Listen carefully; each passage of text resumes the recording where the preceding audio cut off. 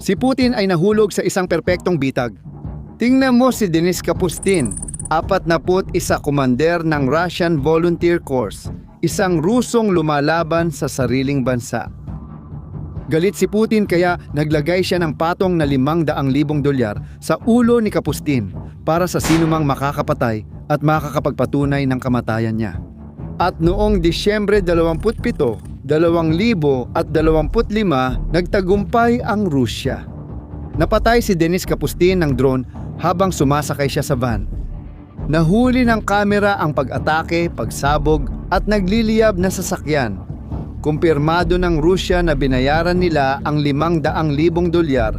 5 araw matapos, Enero 1, 2026 muling nagpakita ng buhay si Denis Kapustin. Nakangiti at kasama ang Ukraine Intelligence Chief. Ano ang nangyari? Natuklasan ng Ukraine ang mga espiya ng Rusya na naghahanap kay Kapustin.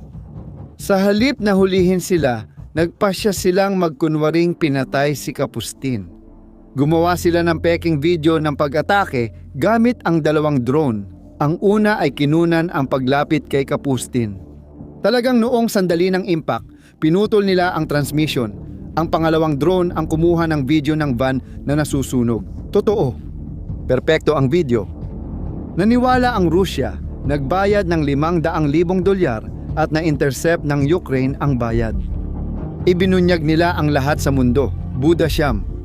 Inanunsyo ng hepe ng intelihensya na gagamitin ang pera para bumili ng 1,000 bagong drone na pinunduhan ng Rusya. Matindi ang ironya nito. Si Putin ang nagbayad para sa mga armas na gagamitin laban sa kanya mismo, at si Kapustin ay patuloy na nabubuhay, lumalaban. At ito ang kwento kung paano.